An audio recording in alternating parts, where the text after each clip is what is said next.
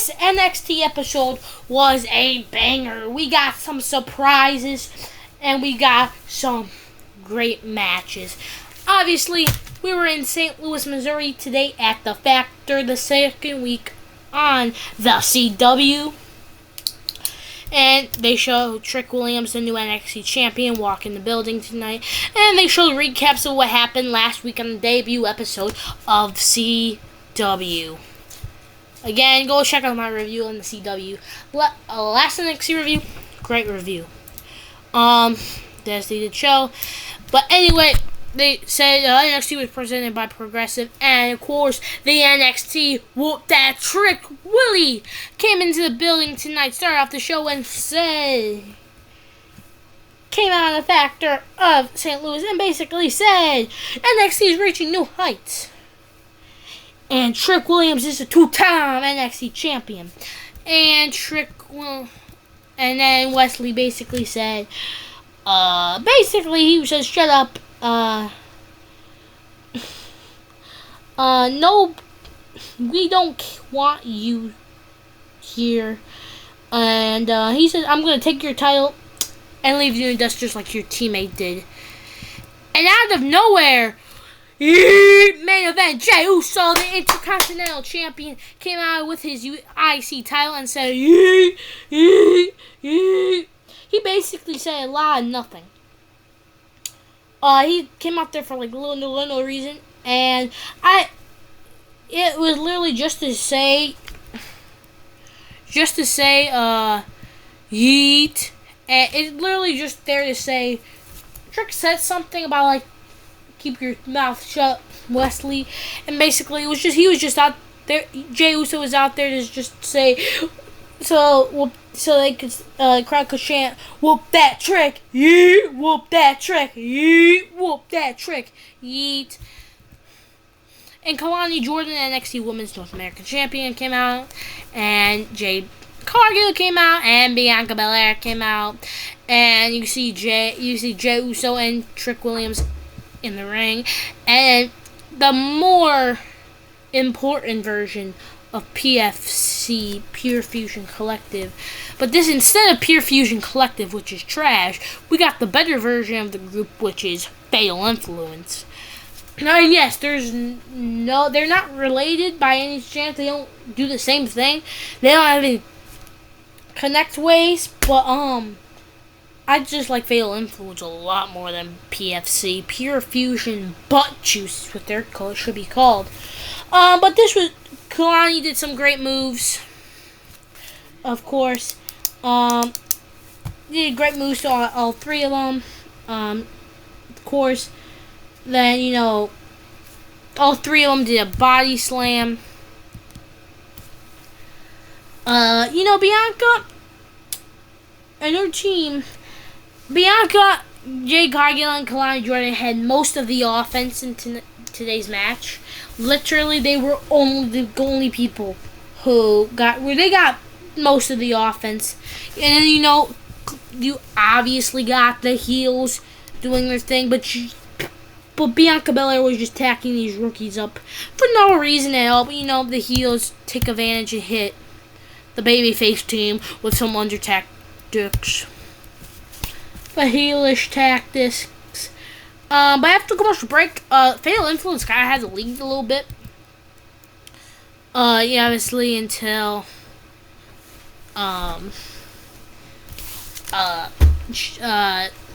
Bianca Belair and Jade Cargill and Kalani Jordan kind of took over for a little bit and stopped it a little bit. So yeah, nothing much else to say until Jasmine Nix hit this Pele, the beautiful Pele kick to Bianca Belair, but obviously it didn't work. And she threw Jasmine Nix all the way to the turnbuckle.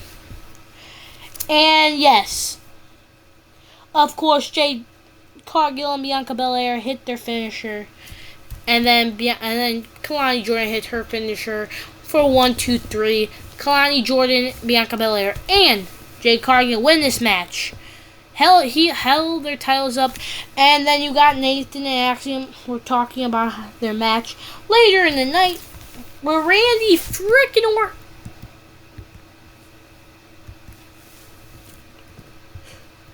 so that's what I call craziness right there. That never happens. I don't know what I pressed. And now it's not even lined up anymore. Godly!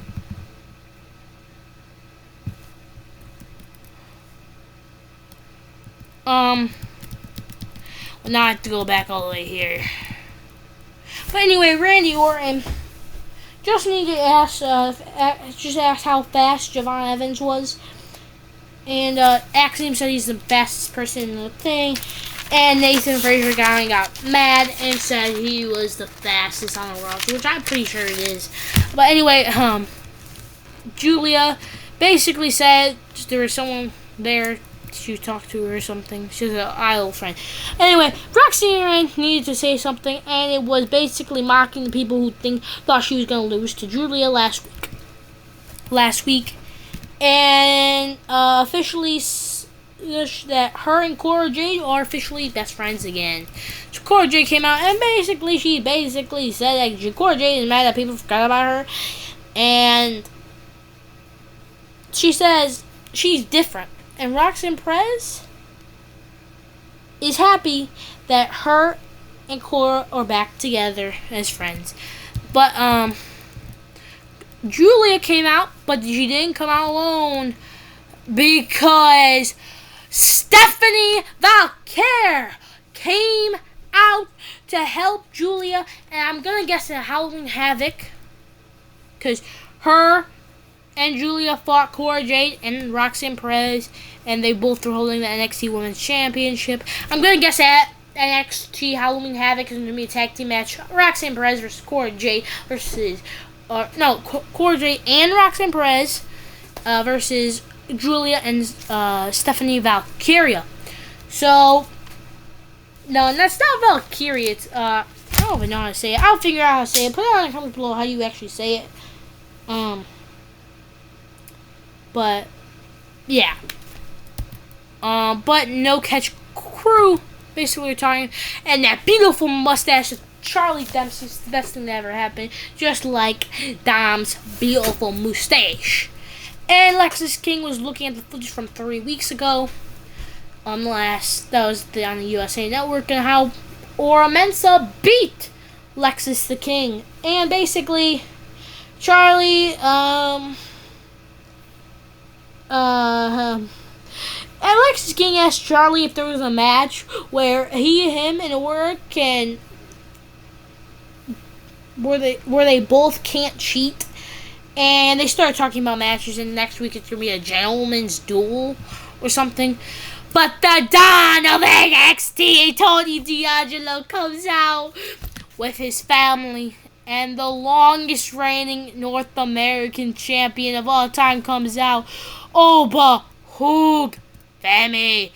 Come on, right away. Tony took the fight to Oba Femi. But of course, Oba Femi started it. But of course, it didn't last long when Oba started wearing down Tony and him with that beautiful chokehold. But then Tony took over. Got some offense in, and when he made it to the outside, it didn't really last very long. Because Oba Femi chokeslammed Tony D'Angelo on the apron. My back hurts from this spot, bro. I don't know how. Is Tony okay? And after commercial break, of course, Oba Femi was targeting Tony's back. And, and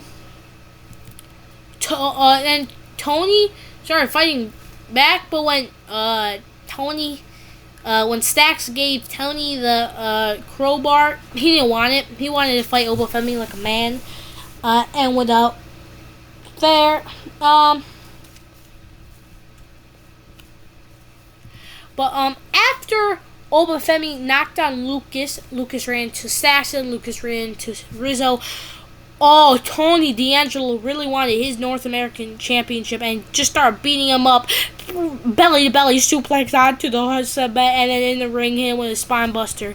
Try to go for the pin, but it didn't work. But then he got picked up and he got thrown across the ring. But then Tony D'Angelo started hitting and did tried to do three German suplex, but couldn't hit the third one. Oba Femi threw Tony D'Angelo across the ring, but for the first time ever, Oba fell to the ground. And Tony put him through the table by a spine buster, hit him with another spine buster in the ring, but couldn't get the W. But then when Oba was going for his finisher, Tony D'Angelo rolled him up. And 1, 2, 3, the new Tony D'Angelo climbed the mountain you cannot climb. For the first time, someone climbed the mountain you cannot climb and defeated Oba Femi to become the NXT North American Champion. Oba Femi held that championship for 272 days.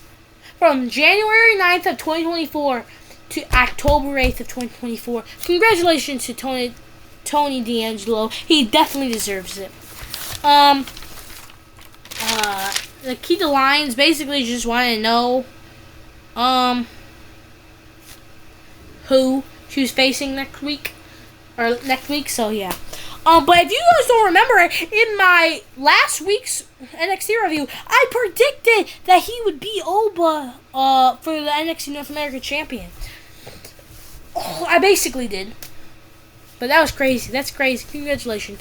But the next match was the NXT Tag Team match, where our 8-Town Down was facing the greatest NXT Tag Team Champions of all time. But I'm pretty sure Last Legend and her teammate, I forget her name, I think it was like LaCurry Jackson or something, are getting tag championship matches shot on SmackDown, I'm pretty sure. I could be wrong. But yeah.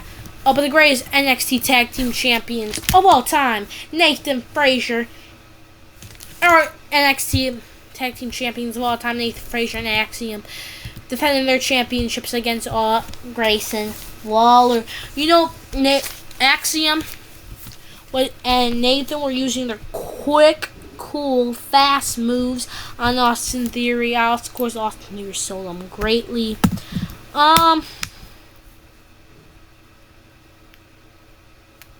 But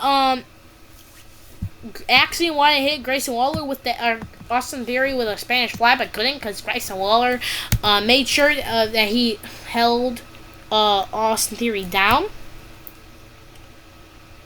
So yeah, so that's pretty cool. And then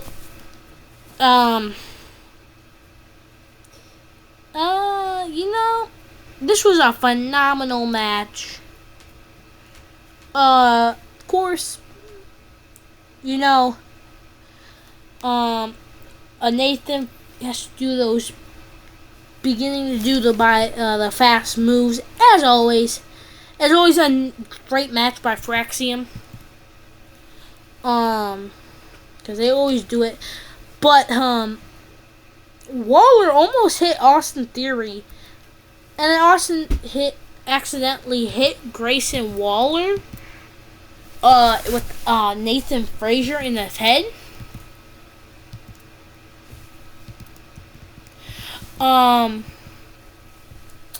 So yeah. But then they hit.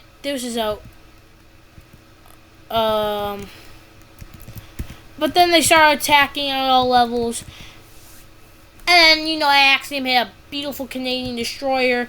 But of course, Spanish Fly into a 4 Phoenix Splash.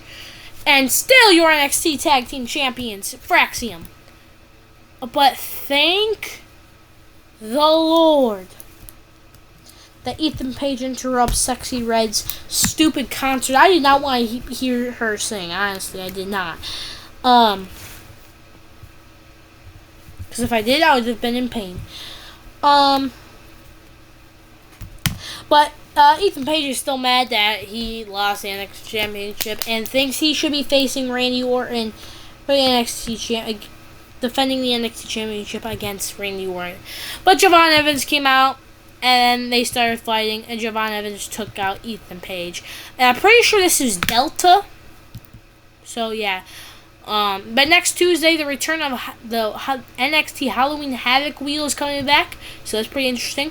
So a celebration for Tony D'Angelo, Valkyrie, Stephanie Valkyrie will be taking Ren Sinclair, so that's pretty cool. But of course, that 8K camera on Randy Orton was just beautiful. Just beautiful. But this whole match, I was waiting for the coolest RKO of all time. But you know, of course, Javon was using his quickness to get Randy Orton. But of course, it didn't really work this match because Randy Orton is a professional. He's been doing this for a long time. He knows how this stuff. He's been doing this for 22 plus years. Javon Evans is actually younger than Randy Orton's career. Yeah, you heard me right. Because he's 20 years of age. That's insane. But this was a nasty super kick, nasty drop kick. But then Randy Orton was just throwing Javon Evans like he was paper. Yeah. But Javon was barely getting any offense. But eventually, when Randy Orton was going for RKO, he just got popped with this nasty super kick straight to the face. And I'm pretty sure he's not okay. He got hit right in the jaw. I swear, a tooth came out. It was a beautiful sell from Randy Orton, of course. But then a cutter. Randy Orton actually let Javon Evans hit a cutter and he pinned him. But then, but Randy Orton, of course, kicked out.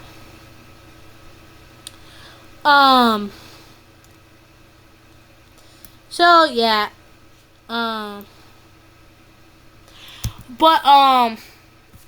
Javon Evans and Randy Orton went for this twisty thing into an RKO, but sadly it did not connect. But Randy Orton had to pick him up, hit him with the actual RKO for the win. Randy Orton picked up the W, raised Javon Evans' hand, and Javon Evans after this was saying, "I'm so sorry, Randy Orton, I'm so sorry." But again, Javon Evans is only 20 years old, so he got plenty of time though. But yeah, but then they showed this at the end of the show and basically said next week it'll be Ethan Page versus Wesley, and whoever wins that match will face Trick Williams at Halloween Havoc. So yeah, and this is how the show closed out with the iconic Viper pose. So I thought this was a pretty solid NXT show. So yeah, but what do you guys think of this NXT show down in the comments below? The second week on the CW channel, I've been liking the NXT episodes since CW. We got some crazy stuff like the new NXT North American Champion. So yeah, that's all I got for you. I think tomorrow, you guys are gonna see the Who Will Dethrone Blank Average WWE Champion video for October. So be a lookout for that. Anyway, on the left hand side, you will hear more of my reviews. And if you're interested in any of my reviews, just click on the corner to see more than my last and next playlist. Anyway, I'm yapping, so I'll see you for the next video. Bye.